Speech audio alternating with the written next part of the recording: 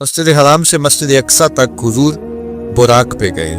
مسجد اقصی سے پہلے آسمان تک نور کی سیڑھی پہ گئے۔ پہلے آسمان سے لے کر کے 7ویں آسمان تک فرشتوں کے پروں پہ گئے۔ 7ویں آسمان سے لے کے سدرہ تک جبریل امین کے پروں پہ گئے۔ سدرہ سے لے کر جہاں تک اللہ نے چاہا رف سبز دوری تخت پہ گئے۔ یہ 5 مراحل مکمل ہو گئے۔ اور آج ہمیں خوشی کیوں نہ ہو، آج کی شب میرے اور آپ کے آقا و مولا وہاں تک پہنچے ہیں جہاں کسی کا خیال بھی نہیں پہنچ سکتا۔ کوئی فلک تے رہ یار گیا، کوئی جا سدرہ تے ہار گیا، ایک کالیاں زلفاں والا سی جڑا عرش تو بھی لنگ پار گیا۔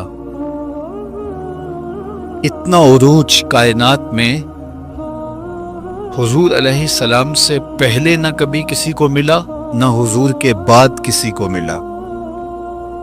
وہ بلندیاں، وہ رفعتیں، وہ وسعتیں، وہ شان و شوکت، وہ عزت، وہ عظمت، وہ رفعت ان کا مقسوم ہوا جو انہی کا ہی حصہ ہے۔ اور اللہ تعالیٰ جل شانہ نے اتنا نوازا کہ کوئی کمی باقی نہیں رہی، اور حضور کے صدقے سے اس امت کو بھی نواز دیا گیا، بخشش کا وعدہ دے کر اس امت کے لیے 50 نمازوں کا تحفہ دے کے، جو بعد میں سمٹ کے 5 رہ گئیں، اور خواتین میں سورہ بقرہ عطا کر کے اس امت کے دردوں کا درماں کیا اور انہیں سکون اور قرار کی دولت نصیب فرمائی۔ کتاب رحمت قرآن مجید اس واقعہ کو بہت شان و شوکت کے ساتھ بیان کیا ہے کہ وہ ذات پاک ہے جس نے اپنے عبد خاص کو، عبد مکرم کو، رات کے مختصر حصے میں مسجد حرام سے مسجد خاص تک، مسجد اقصی تک سیر کرائی، تاکہ وہ اپنے عبد خاص کو، اپنے بندہ خاص کو اپنی قدرت کی نشانیاں دکھائے۔ وہ مسجد اقصی جس کے اطراف میں رحمتیں برستی ہیں، انوار اترتے ہیں اور برکات کا نزول ہوتا ہے، اور پھر مسجد اقصی سے لے کر آسمان تک، اور آسمان سے سدرہ تک، اور سدرہ سے جہاں تک میرے رب نے چاہا اپنے محبوب کو سیر کرائی اور قدرت کے نشانات دکھائے۔ جنت کی سیر کروائی، حضور نے دوزخ کا ملاحظہ کیا، مسجد اقصی میں نبیوں کی امامت کروائی، بیت المعمور میں اللہ کے محبوب کی جلوہ گری ہوئی، انبیاء علیہم السلام سے ملاقاتیں ہوئی، اور سب سے بڑھ کر اللہ نے اپنے محبوب کو اپنا دیدار عطا فرمایا۔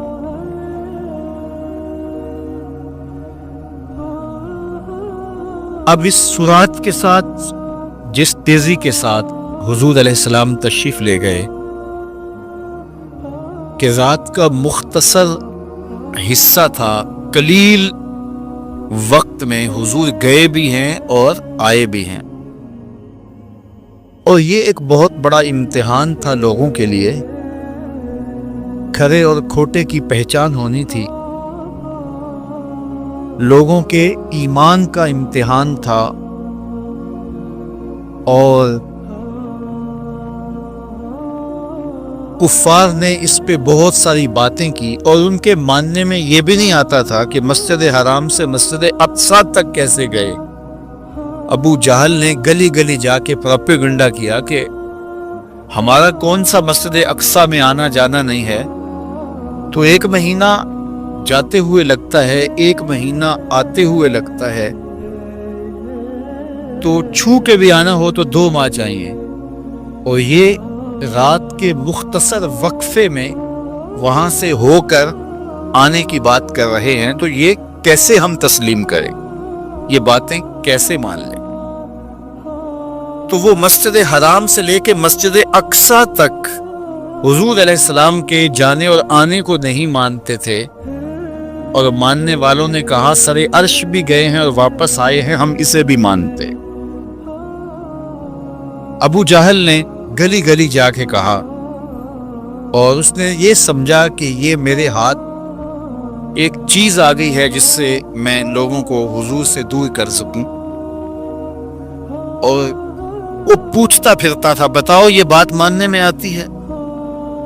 اچانک حضرت ابو بکر صدیق رضی اللہ تعالی عنہ سے ملاقات ہو گئی، تو کہا ابو بکر تم ہی بتاؤ، اگر کوئی کہے کہ رات کے مختصر حصے میں گیا بھی ہوں اور پلٹ کے بھی آیا ہوں تو یہ بات ماننے میں آتی ہے؟ تو فرمایا بالکل ماننے میں نہیں آتی، چھو کے بھی آنا ہو تو 2 ماہ چاہیے۔ سمجھا لوہا گرم ہو گیا، اب چوٹ پورے ٹکانے پہ بیٹھے گی، تو کہنے لگا کہ پھر جن کا کلمہ تم پڑھتے ہو انہوں نے یہ دعویٰ کیا ہے۔ تو حضرت ابو بکر صدیق فرماتے ہیں کہ وہ اس سے بھی عجیب کرے تو میں وہ بھی ماننے کو تیار، وہ تو آسمان کی خبریں دیتے ہیں، ہم وہ بھی مانتے ہیں۔ تو محبت والوں کے لیے، ایمان والوں کے لیے تو یہ قابل تعجب نہیں ہے۔ قرآن بتاتا ہے کہ حضرت سلیمان علیہ السلام نے کہا کہ مجھے تخت بلقیس چاہیے، تو ایک جن کھڑا ہو گیا، حضرت یہ خدمت میں سر انجام دیتا ہوں، کب تک لے کر آؤ گے؟ اس نے کہا دوپہر تک لے آؤں گا، مجلس برخاست ہونے سے پہلے پہلے تخت حاضر کر دوں گا۔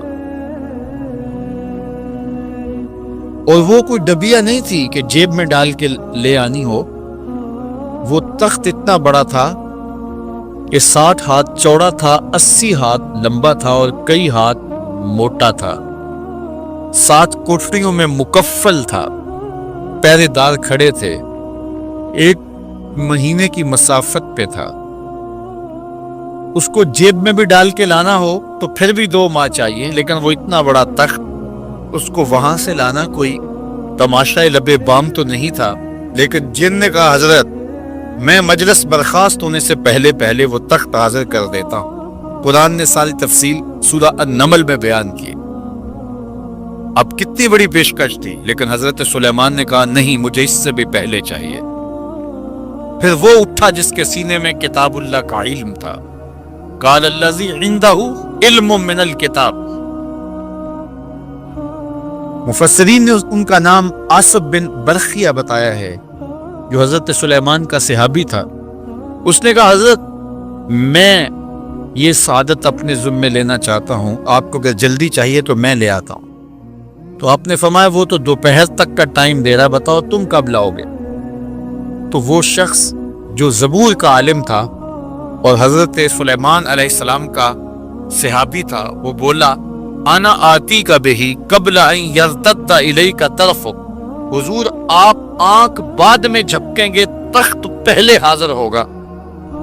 اور حضرت سلیمان نے ابھی آنکھ جھپکی نہیں تھی، تخت سامنے پڑا ہوا تھا۔ بے ساختہ پکارا ھذا من فضل ربی، یہ میرے رب کا فضل ہے کہ جس نے میرے ماننے والے کو یہ روحانی طاقت اور توانائی نصیب کر دی۔ میں آپ سے کہتا ہوں کہ حضرت سلیمان کے امتی کی یہ شان ہے کہ 1 مہینے کی مسافت پر پڑا ہوا تخت آنکھ جھپکنے سے پہلے حاضر کر دیتا ہے، اور خود سلیمان مقتدی بن کے مسجد اقصی میں جس امام کے پیچھے کھڑے ہوں، اس امام کی شان کا عالم کیا ہوگا، ان کی رفعتوں کا عالم کیا ہوگا۔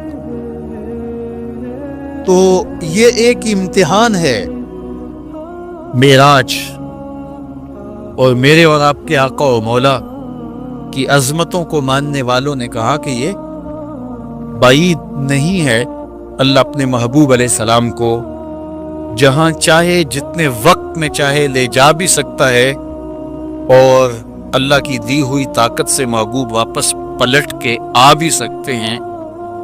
لوگوں نے یہ کہا کہ جسم اتنی سرعت کے ساتھ اگر محو سفر ہو تو تحلیل ہو جائے، تو میاں تخت سلیمان تحلیل نہیں ہوا، اور یہ حضرت سلیمان کے مقتدی کی تخت بلقیس جو ہے وہ تحلیل نہیں ہوا، اور یہ حضرت سلیمان کے مقتدی کی روحانی قوتوں کا کرشمہ ہے۔ تو جب ان کے مقتدی کی قوتوں کا یہ کرشمہ ہے تو ان کے امام کی طاقتوں کا عالم کیا ہوگا اور رفتوں کا عالم کیا ہوگا۔ باقی یہ دعویٰ میرے رب کا ہے، سبحان الذی اسریٰ بعبدہ، وہ ذات پاک ہے جس نے اپنے عبد خاص کو سیر کرائی۔ اور پھر دنیا ورطہ حیرت میں ہے کہ اتنے مختصر حصے میں، اتنے قلیل وقت میں کیسے گئے اور کیسے پلٹ کے آئے۔ اور میرے رب نے کہا کہ سن لو، یہ میرے محبوب کا سفر نہیں ہے، یہ میرے محبوب کی سیر ہے۔ سبحان الذی اسریٰ، یہ میرے محبوب کا سفر نہیں ہے، یہ میرے محبوب کی سیر ہے۔ اور آپ جانتے ہیں سفر اور سیر میں فرق، سفر تیزی کے ساتھ کیا جاتا ہے۔ میں اب جو فاصلہ طے کر کے آیا ہوں، تو اگر میں سیر کی غرض سے یہاں آتا تو مجھے 2 گھنٹے لگتے، اور اگر میں گاڑی پہ بھی آتا تو پھر بھی مجھے کم از کم پونا گھنٹہ چاہیے تھا، لیکن میں 15-20 منٹ میں یہاں پہنچنے کی کوشش کی ہے، کیونکہ میری نگاہ میں ایک حق تھا کہ میں نے دیے گئے وقت کے مطابق یہاں پہنچنا ہے۔ وہ تو باہر بے تحاشا رش نہ ہوتا تو میں وقت سے 5 منٹ پہلے ہی پہنچ پاتا۔ تو میں دائیں بائیں سے بے نیاز ہو کے اپنی منزل پہ نگاہیں گاڑے ہوئے سرپٹ دوڑ رہا تھا، اور یہاں تک آ پہنچا۔ لیکن سیر جو ہوتی ہے اس میں ہر منظر پہ رکا جاتا ہے، ٹھہرا جاتا ہے، کوئی نظارہ ہو تو اس سے لطف اندوز ہوا جاتا ہے۔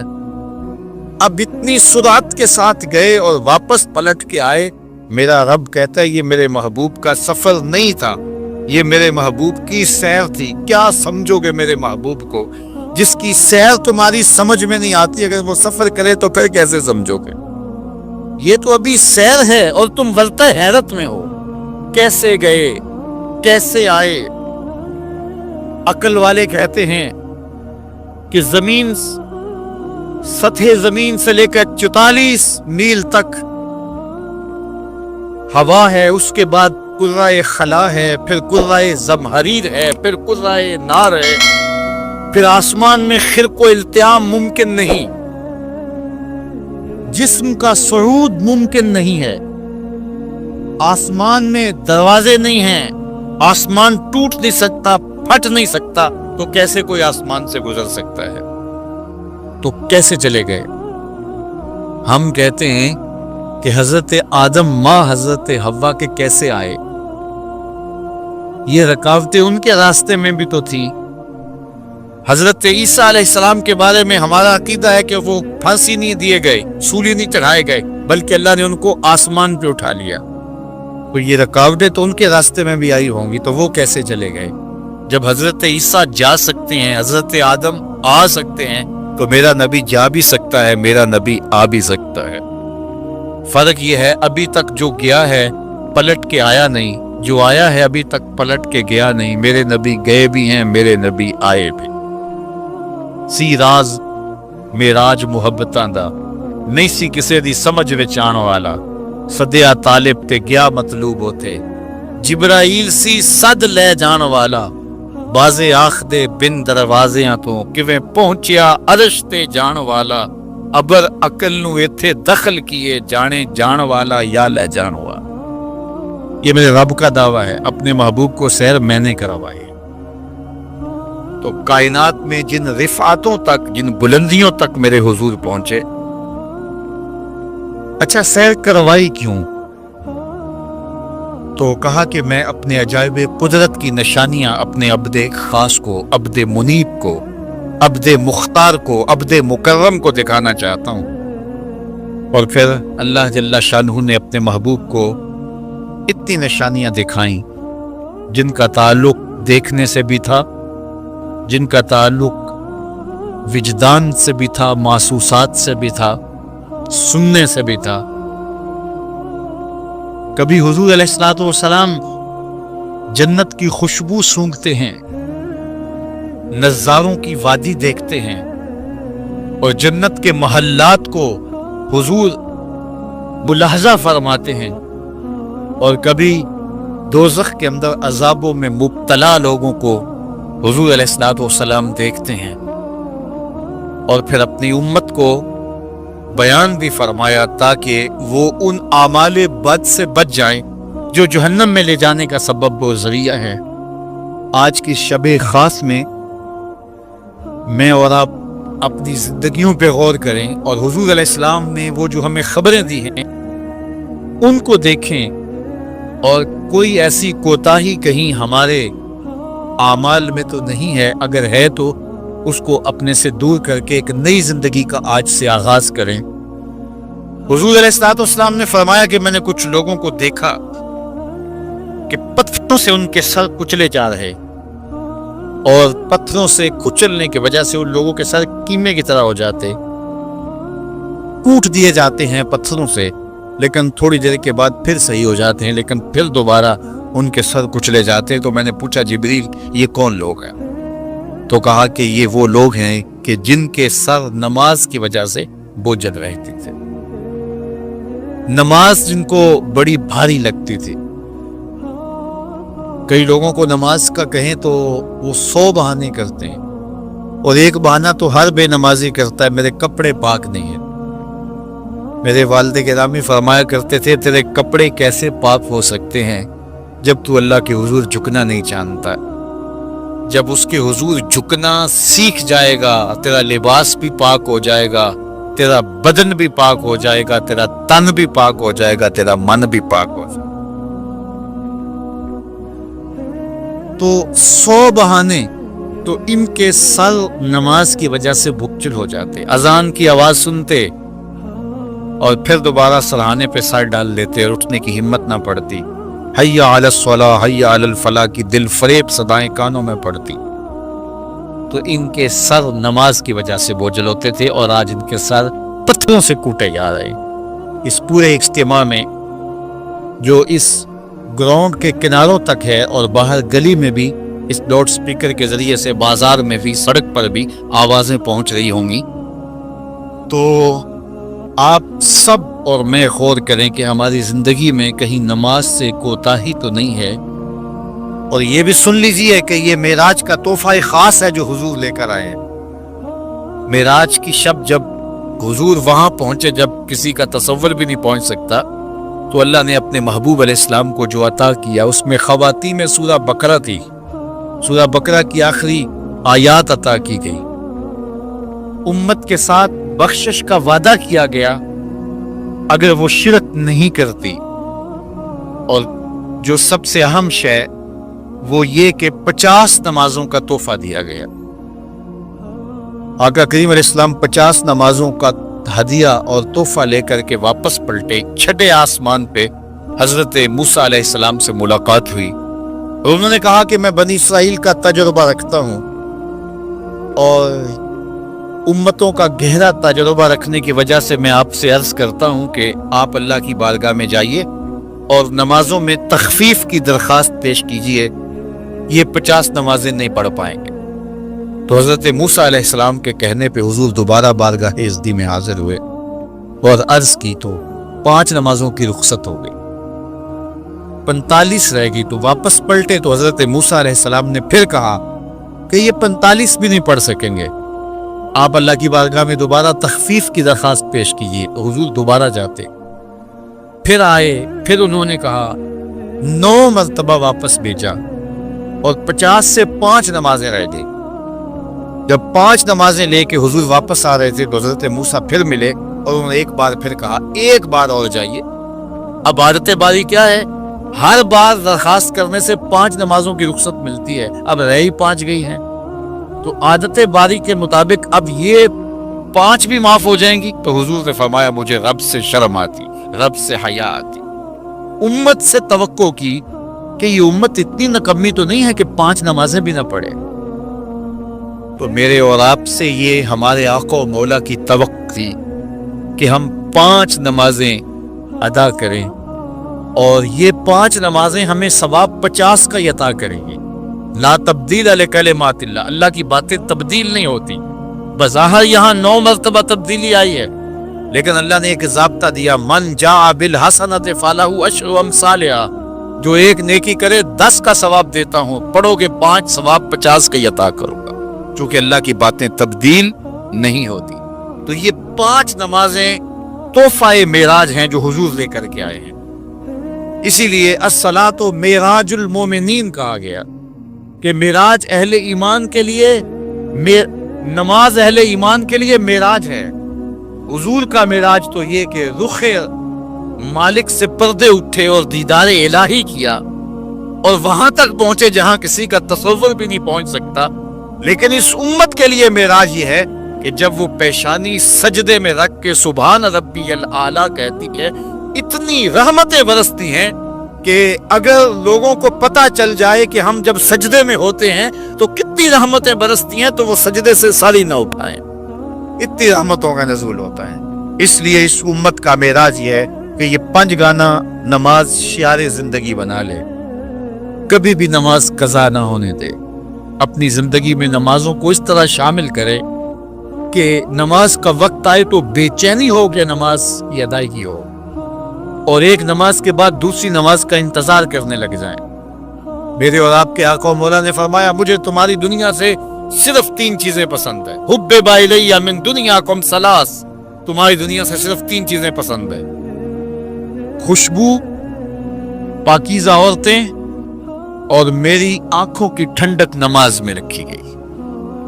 हुजूर नमाज को आंखों की ठंडक करार दें और फरमाया, बिलाल हबशी को जब अजान के लिए कहते तो ये फरमाते, अरेहना या बिलाल, बिलाल उठो और हमारे सीने को राहत पहुंचा दो। तो नमाज से हुजूर के कल्ब को, हुजूर के सीने को राहत पहुंचती थी।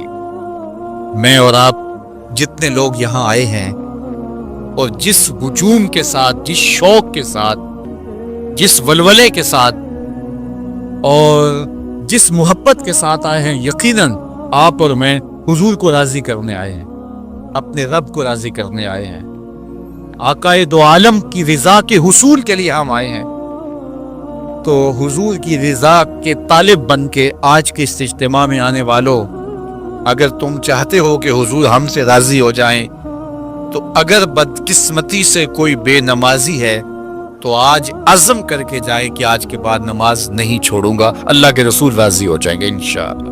क्योंकि हुजूर ने नमाज को अपनी आंखों की ठंडक करार दिया है, अपने दिल का करार नमाज को करार दिया। अरे है ना या बिलाल, बिलाल हमें राहत पहुंचा दो अजान दे के।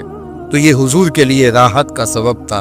तो 5 गाना नमाज शियारे जिंदगी रखें, और जिन्हें नमाज नसीब है वो ये समझें कि नमाज मेराजुल मोमिनीन है, तो फिर हमें सजदे में इसकी लज्जत क्यों नसीब नहीं होती।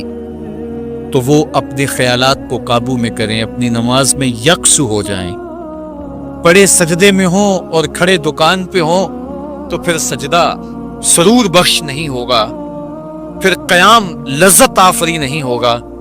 तो अपनी नमाज को इस कदर यकसू कर लो कि जब तुम सजदे में हो, क़याम में हो, रुकू में हो, तो सजदे, क़याम और रुकू की लज्जत तुम्हें हासिल हो रही हो, तो फिर मेराज की लज्जतें तुम्हें नमाज में नसीब होंगी और करार नसीब होगा।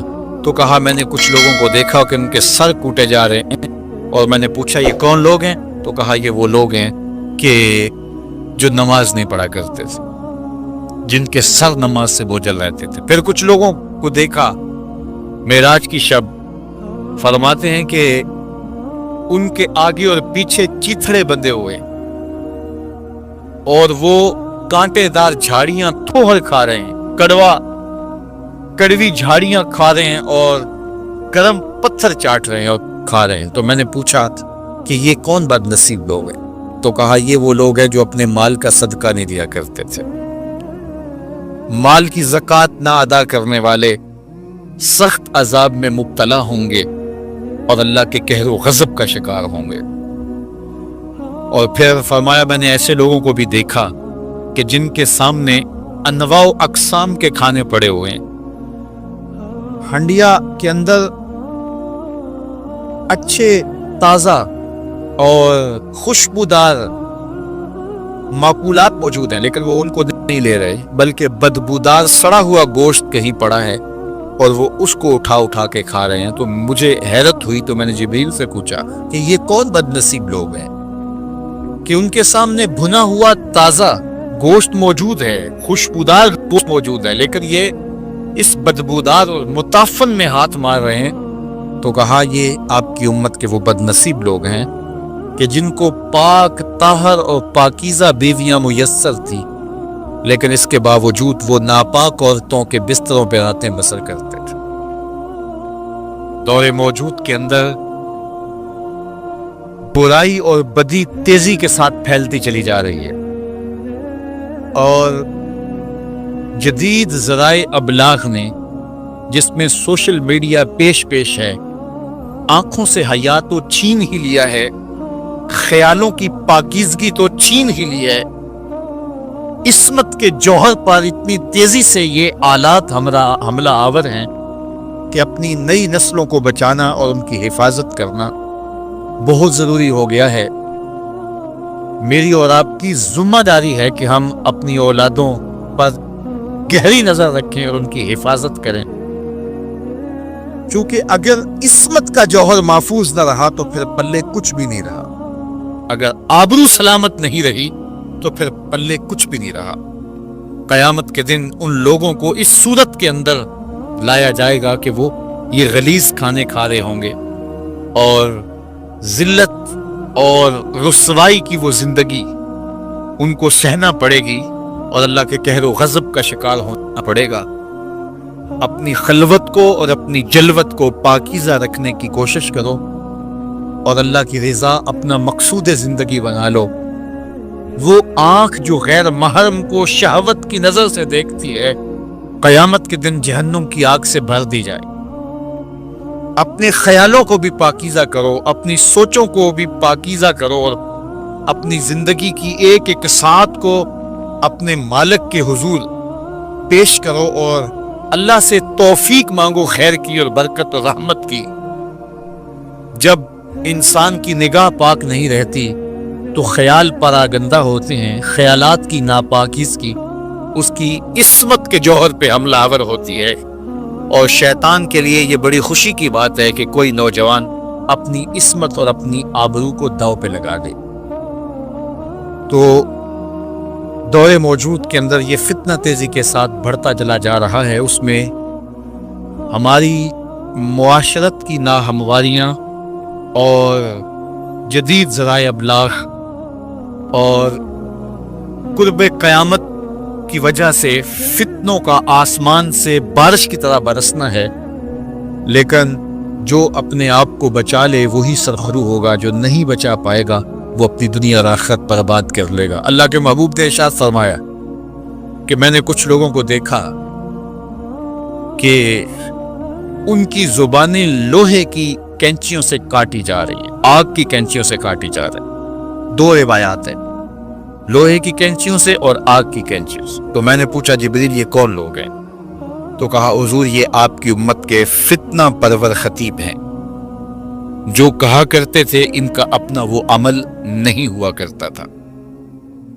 لوگوں کے اندر فتنہ اور فساد بپا کرنے والے لوگ، جن کی زبان کی تلخیاں معاشروں کے اندر تفریق پیدا کرتی ہیں، بھائی بھائی سے لڑ پڑتا ہے، میاں بیوی کے درمیان تفریق پیدا کر دیتے ہیں، نفرت کی چنگاریاں ان کی زبان اگلتی ہے، اور ان کے لہجے لوگوں کے اندر تفریق، تشدد، افتراق اور فرقہ بندیاں پیدا کرتے ہیں۔ تو ایسے لوگ قیامت کے دن ان کی زبانیں لوہے کی کینچیوں سے کاٹ دی جائیں گی، جس کی صورت اللہ کے محبوب پہلے ہی ملاحظہ فرما چکے۔ تو بدترین اس امت کے لوگ بھی علماء ہیں، اور بہترین اس امت کے لوگ بھی علماء ہیں۔ فتنہ انہی سے شروع ہوتا ہے اور انہی میں پلٹتا ہے، ان کے پاس بیٹھنے سے خیر ملتی ہے اگر وہ خیر کی راہوں کے مسافر ہوں، اور اگر یہ طبقہ خراب ہو جائے اور شر پہ اتر آ جائے، شر پہ اتر آئے، تو پھر سب سے زیادہ شر بھی انہی کے دامن سے پھوٹتی ہے۔ ان کی زبان جب زہر اگلنے لگے اور ان کے لفظ شعلے بن جائیں تو معاشرے بسم ہو کے رہ جاتے ہیں اور معاشرے جل کے خاشاک ہو جاتے ہیں۔ اس لیے خاص طور پہ اس طبقے کو اپنا ہمیشہ محاسبہ کرنے کی ضرورت ہے کہ ہمارے عمل سے، ہمارے رویے سے، طرز زندگی سے، ہماری گفتگو سے، ہمارے کسی لہجے سے کسی کے لیے تفریق، تشدد، افتراق اور لڑائی پیدا نہ ہو۔ تو یہ بات بہت ہی اہم ہے جو اللہ کے محبوب علیہ الصلوۃ والسلام نے بیان فرمائی۔ اللہ کے محبوب علیہ السلام فرماتے ہیں میں نے ایک منظر دیکھا، ایک سوراخ ہے، اس سے ایک بیل نکلتا ہے، نکلنے کے بعد دوبارہ گھسنے کی کوشش کرتا ہے لیکن گھس نہیں پاتا۔ تو میں نے جبریل سے پوچھا کہ یہ کیا ماجرا ہے؟ تو جبریل نے کہا کہ حضور یہ ان لوگوں کی مثال بیان کی ہے جو زبان سے بڑا بول نکال دیتے ہیں اور پھر دوبارہ اس کو لینا چاہتے ہیں تو پھر وہ واپسی نہیں ہو سکتی۔ بعض اوقات آپ کوئی ایسی بات کر دیتے ہیں جس سے فتنہ پھیلنا شروع ہو جاتا ہے، جس سے شر پھیلنا شروع ہو جاتی ہے، جس سے معاشرے کے اندر تشدد اور افتراق پیدا ہونا شروع ہو جاتا ہے، جس سے لوگ آپس میں الجھ پڑتے ہیں۔ تو آپ آرام سے زبان سے کوئی جملہ نکال دیتے ہیں لیکن بعد میں اس کو واپس لینا چاہیں لیکن وہ شر پھیل چکی ہوتی ہے۔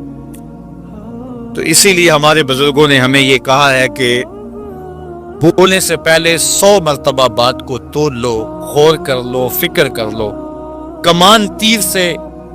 کمان سے تیر نہ نکلا ہو، آپ کے پاس اختیار ہوتا ہے کہ جب چاہو اس کو پھینک لو، لیکن جب آپ کمان سے تیر چھوڑ چکے ہوں تو پھر آپ کا اختیار ختم ہو جاتا ہے۔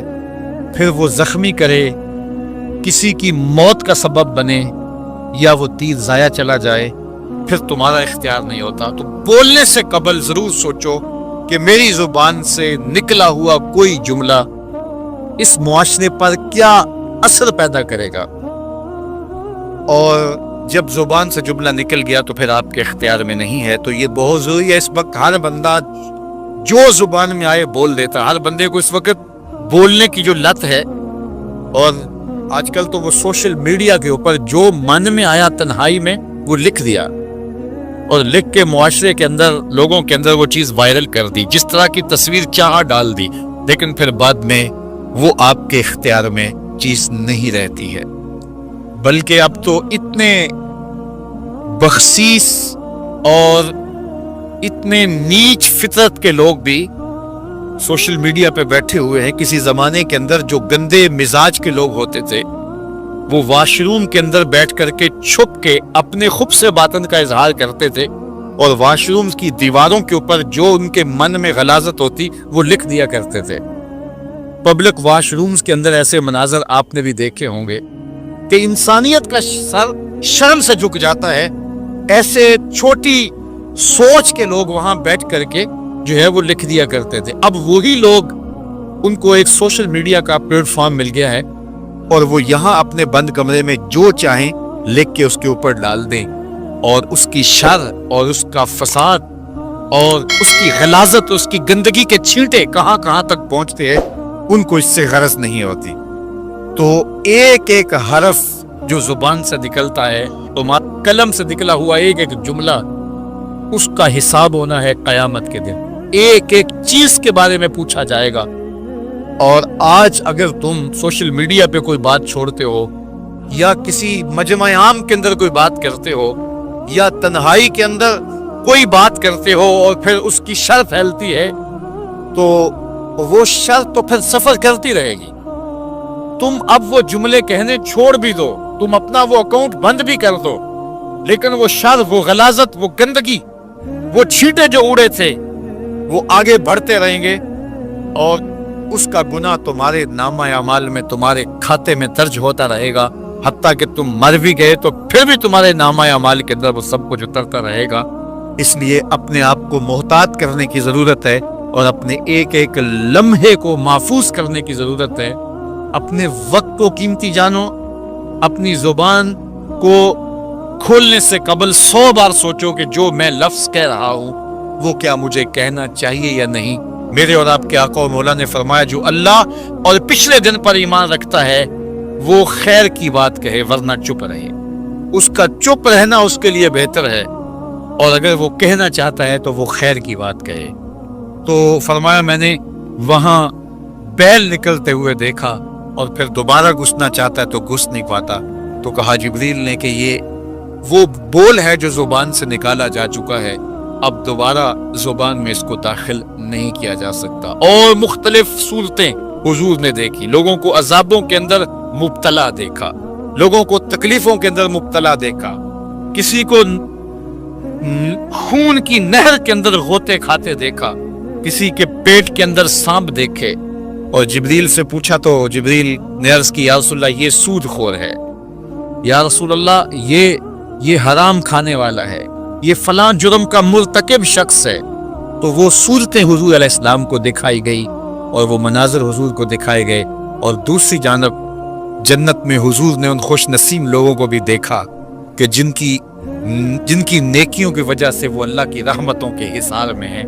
ایک شخص کو دیکھا جو نور عرش میں ڈوبا ہوا ہے اور وہ نور ہی نور میں ہے، اللہ اکبر۔ تو جبریل سے حضور نے پوچھا یہ کون شخص ہے؟ تو جبریل امین نے اس کی 3 خوبیاں بیان کی، ان میں سے ایک خوبی یہ تھی کہ وہ اپنے والدین کا فرما بردار۔ حضور علیہ السلام نے معراج کی شب بہت نظارے دیکھے، جنت دوزخ کو مشاہدہ کیا۔ حضور نے انبیاء علیہ السلام سے ملاقاتیں کی۔ پہلے آسمان پہ حضور علیہ السلام نے حضرت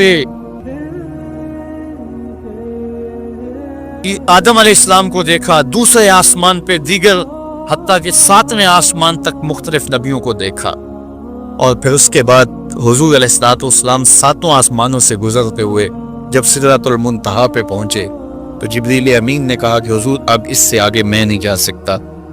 اللہ اکبر۔ پھر سبز نوری تخت آیا جس پہ حضور جلوہ فراز ہوئے، رف نامی اس تخت پہ حضور بیٹھے، پھر حضور وہاں تک پہنچے جہاں کسی کا خیال بھی نہیں پہنچ سکتا۔ خرد سے کہہ دو کہ سر جھکا لے، گماں سے گزرنے والے، یہاں خود پڑے ہیں جہت کو لالے، کوئی کیا بتائے کدھر گئے تھے، سراغ عین و متا کہاں تھا، نشان کیف و الا کہاں تھا، نہ کوئی ساتھی نہ کوئی راہی، نہ سنگ منزل نہ مرحلے تھے، کمان امکان کے جھوٹے نقطوں تم اول آخر کے پھیر میں ہو، محیط کی چال سے پوچھو کدھر سے آئے کدھر گئے تھے، کوئی حد ہے ان کے عروج کی بلاغل اولاب کمال۔ حضور علیہ السلام فرماتے رہے تو ربی فی احسن صورہ۔ اللہ اکبر۔ سب سے بڑی دولت جو حضور نے ملاحظہ کی، سب سے بڑا نور جو حضور نے دیکھا، سب سے بڑی قدرت کی نشانی جو حضور نے دیکھی، وہ یہ تھا کہ حضور نے سر کی آنکھوں سے اپنے رب کا دیدار کیا۔ نور ہی نور، اجالے ہی اجالے، روشنیاں ہی روشنیاں۔ اللہ اکبر۔ خود بلایا محبوب کو اور اپنا جلوہ دکھایا۔ ایک کوہ طور پہ خود چل کے جاتے ہیں، رب ارنی انظر الیک، مالک میں تجھے دیکھنا چاہتا ہوں۔ تو جواب کیا ملتا ہے؟ لن ترانی، اے موسیٰ تو مجھے نہیں دیکھ سکتے۔ اور ایک ام ہانی کے گھر لیٹے ہیں اور چادر اوڑھ کے استراحت کر رہے ہیں، جبریل جا کے حاضر ہو کے عرض گزار ہوتے ہیں ان اللہ اشتاق الی لقائک یا رسول اللہ، محبوب آپ لیٹے ہو، آپ کا رب آپ کا دیدار کرنا چاہ رہا۔ تبارک اللہ، شان تیری، تجھی کو زیبا ہے بے نیازی، کہیں پہ وہ جوش لن ترانی، کہیں تقاضے وصال کے تھے۔ ایک کوہ طور پہ خود چل کے جاتا ہے اور دیدار کی طلب کرتا ہے، مالک میں تجھے دیکھنا چاہتا ہوں۔ جواب کیا ملتا ہے؟ لن ترانی، اے موسیٰ تم نہیں دیکھ سکتے۔ بہم اسرار ہوتا ہے بار بار، یا اللہ میں تجھے دیکھنا چاہتا ہوں۔ علماء نے لکھا جب یہ کہہ دیا گیا تم نہیں دیکھ سکتے تو پھر تقاضا کیوں تھا؟ کہا اس لیے کہ رب کا کلام سنا تھا، اس لیے تڑپ تھی، جس کے کلام میں اتنا لطف ہے دیدار کا مزہ کیا ہوگا۔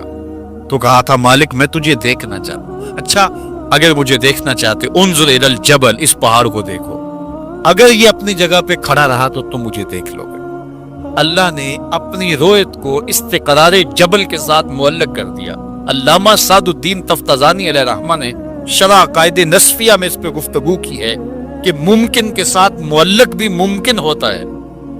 گویا اللہ کا دیدار ممکن ہے. تو اللہ تعالیٰ جل شانہ نے کہا کہ اس پہاڑ کو دیکھو، یہ اگر اپنی جگہ ٹھہرا رہا تو تم مجھے دیکھ لو گے. یہ الگ بات ہے کہ وہ پہاڑ ٹھہر نہ سکا، اللہ کے جلووں کی تاب نہ لا سکا. اللہ تعالیٰ نے اس پہاڑ پہ جب اپنی تجلی کا نزول کیا، اور وہ بھی تجلی ذاتی نہیں تھی، تجلی صفاتی، اور اس کا بھی عکس، پرتو، ظل اور سایہ اس پہاڑ پہ ڈالا، اور پہاڑ اس جلوے کی تاب نہیں لا سکا. طور جلنے لگا، خرّ موسیٰ صاعقہ قرآن بتاتا ہے. حضرت موسیٰ علیہ السلام بھی بے ہوشی کی کیفیت میں زمین پر تشریف فرما ہو گئے. اللہ اکبر. اس کے بعد جب ہوش میں آئے تو حضرت موسیٰ اللہ کی بارگاہ میں عرض گزار ہے، مالک میں تیرے حضور توبہ کرتا ہوں، میں نے تقاضا ہی کیوں کیا. اللہ اکبر. جلووں کی تاب نہیں لا سکے، اور وہ تجلی ذاتی بھی نہیں تھی، تجلی صفاتی تھی، اور وہ بھی تجلی صفاتی کا عکس تھا، سایہ تھا، اور وہ بھی پہاڑ پہ پڑا. پہاڑ سے منعکس ہو کے حضرت موسیٰ علیہ السلام پہ آیا، لیکن تاب نہیں لا سکے. لیکن اللہ کے دیدار کا سرما تو آنکھوں میں لگ گیا تھا، ایک جھلک تو بڑی تھی. امام حلبی نے لکھا ہے کہ اس کے بعد حضرت موسیٰ کی نگاہوں کا عالم یہ تھا کہ کالی رات کے اندھیرے میں کالے پتھر پر کالے رنگ کی چیوٹی کو 9 فراسخ دور سے، ایک فرسخ 3 میل کا ہوتا ہے، 27 میل دور سے، تقریباً 50 کلومیٹر دور سے کالے رنگ کی چیوٹی کو کالے پتھر پر کالی رات کے اندھیرے میں چلتا ہوا دیکھ بھی لیتے تھے، اس کے قدموں کی آہٹ کو سن بھی لیتے تھے. یہ اللہ کا کلام سننے کی وجہ سے کانوں میں یہ سماعت آ گئی، اور اللہ کا دیدار کرنے کی وجہ سے آنکھوں میں یہ توانائی آ گئی کہ 50 کلومیٹر دور کالی رات کے اندھیرے میں شب دیجور کی ظلمتوں میں کالے رنگ کی چیوٹی کو چلتا ہوا دیکھتے بھی، اس کے قدموں کی سنسناہٹ کو سنتے بھی.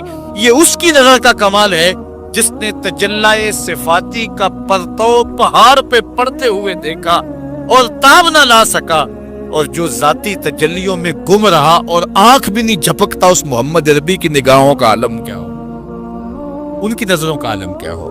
اسی لیے فرمایا انی ارا ما لا ترون واسمع ما لا تسمعون. جو میں دیکھتا ہوں وہ تم نہیں دیکھتے، جو میں سنتا ہوں وہ تم نہیں سنتے.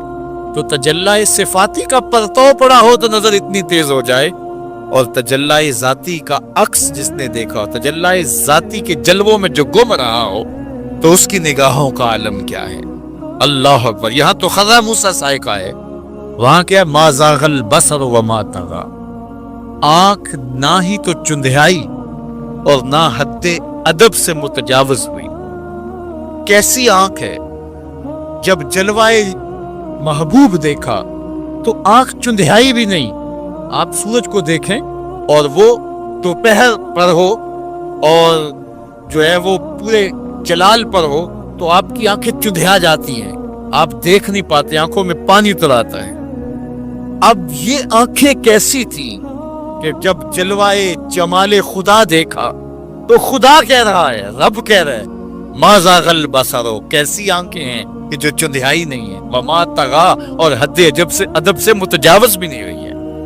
دنیا پر ایسا ہوتا ہے، کسی منظر کو کوئی نظر دیکھے تو نظر منظر کی تعریف کرتی ہے نا، کوئی نظارہ دیکھے تو ناظر تعریف کرتا ہے نا، واہ واہ کیسا نظارہ تھا، کیسا منظر تھا. دنیا کے اوپر یہی ہوتا آیا ہے. لوگ جاتے ہیں گلزاروں کو، پہاڑوں کو، کوساروں کو، وادیوں کو دیکھنے کے لیے، تو واپس پلٹتے ہیں تو کہتے ہیں کیا منظر تھا یار. پہاڑوں پہ جمی ہوئی برف، پھوٹتے جھرنے، بہتی ندیاں، کیا منظر تھا، کیا خوبصورت درخت تھے، اور درختوں کے اوپر کیا قدرت کے جمال کے رنگ تھے. اقبال بھی ایک منظر دیکھ کر آئے تو واپس کسی نے پوچھا کیا دیکھا وہاں، تو انہوں نے کہا من خدا را آنجا دیدم بے حجاب، میں نے اس کے جلوے وہاں بے نقاب دیکھے. تو جب کوئی ناظر کسی منظر کو دیکھتا ہے تو ناظر منظر کی تعریف کرتا ہے کہ واہ واہ کیسا منظر تھا، آنکھوں سے ہٹتا ہی نہیں ہے. یہ پہلی مرتبہ دنیا میں ایسا ہوا کہ ناظر نے منظر کو دیکھا تو منظر کہنے لگا واہ کیسی آنکھ ہے، جتنا چندھیاتی ہے نہ حد ادب سے گزرتی. یہ پہلی بار ایسا ہوا. ما زاغ البصر وما طغى. تو تو محبوب کریم نے اللہ اکبر اگر یہ کہا جائے کہ حضور کی روح نے معراج کیا تھا، یہ خواب دیکھی تھی، تو یہ آیت اس کی دلیل ہے کہ جب خواب دیکھی جاتی ہے تو یہ آنکھیں بند ہوتی ہیں. خواب خیال سے دیکھی جاتی ہے، وہ ایک خیال ہے جو پرواز کرتا ہے، اس کا تعلق دماغ سے ہوتا ہے. اور اگر روح کا دیکھنا ہو تو وہ روح بھی آنکھوں سے نہیں دیکھتی، ان آنکھوں سے، اس کی روح کی اپنی آنکھیں ہیں. تو جب آنکھوں کا ذکر کیا کہ آنکھ چندھیائی نہیں اور خط ادب حضوری نہیں، تو محبوب پتا چلا کہ جو جلوہ دیکھا تھا وہ خواب میں نہیں دیکھا تھا، وہ اس آنکھ نے دیکھا تھا. جو جلوہ دیکھا تھا وہ آنکھ نے دیکھا تھا، اسی لیے تو بات آنکھ پہ ہو رہی ہے. ما زاغ البصر وما طغى، آنکھ چندھیائی نہیں، حد ادب سے گزری نہیں. تو معلوم ہوا کہ جو دیکھا تھا وہ آنکھ نے دیکھا ہے، اسی لیے تو آنکھ کی بات ہو رہی ہے. اور پھر ایک اور بات سن، آگے قرآن کہتا ہے ما کذب الفؤاد ما رأى، جو آنکھ نے دیکھا دل نے اس کی تکذیب نہیں کی. یعنی جب آنکھ نے وہ جلوہ دیکھا تو آنکھ نے دل سے پوچھا کہ یہ وہی ہے، کیونکہ دل میں تو وہ پہلے ہی رہتا تھا، دل میں تو بسیرے پہلے ہی تھے، دل میں تھے. دیکھو کسی نے کسی کو نہ دیکھا ہو اور وہ کسی کے ساتھ اس کو دیکھنے جائے، تو جس کے ساتھ وہ دیکھنے گیا اس نے دیکھا ہو تو اس کو لگے کہ یہ وہی ہے، تو وہ اس سے پوچھتا ہے جناب یہ وہی ہے، تو اس نے دیکھا ہو تو وہ تصدیق کر دیتا. اور اگر اس نے بھی نہ دیکھا ہو تو پھر اس سے کوئی پوچھتا بھی نہیں، چونکہ ہم بھئی ایک جیسے ہیں، تم نے بھی نہیں دیکھا میں نے بھی نہیں دیکھا. تو جب کسی نے پہلے دیکھا ہوا ہو تو پھر دوسرا اس کو پوچھتا ہے ہاں وہی ہے، اور وہ کہتا ہے ہاں وہی ہے. اور وہ یہ تب کہہ سکتا ہے کہ اس نے پہلے دیکھا ہو جب جمال الہی کو نگاہ مصطفیٰ نے دیکھا، تو نگاہ نے دل سے پوچھا یہ وہی ہے، یہ وہی ہے جو دل میں درد بن کے رہتا ہے، یہ وہی ہے. ما کذب الفؤاد ما رأى، قرآن بتاتا ہے جب آنکھ نے پوچھا نا دل سے تو دل نے تکذیب نہیں کی، دل نے کہا ہاں یہ وہی ہے. اب یہاں ایک جملہ کہتا ہوں اور میری تقریر یہاں اختتام کو بھی پہنچ جائے گی، تو یہ آپ کے لیے کافی قوی غذا ہوگی اور روح کو سرشار رکھے گی. اور وہ یہ کہ جو دل میں رہتا ہو وہ آنکھوں کے سامنے آئے، اسے تو معراج کہتے ہیں. جو دل میں بستا ہو وہ آنکھوں کے سامنے آ جائے، اسے ہی تو معراج کہتے ہیں. اس لیے دل نے تو پہلے ہی دیکھا تھا، دل میں تو وہ پہلے ہی رہتا تھا. آج شب جو ہے وہ آنکھ نے دیکھا تو آنکھ جو ہے وہ تڑپ کے دل سے پوچھتی ہے وہی ہے.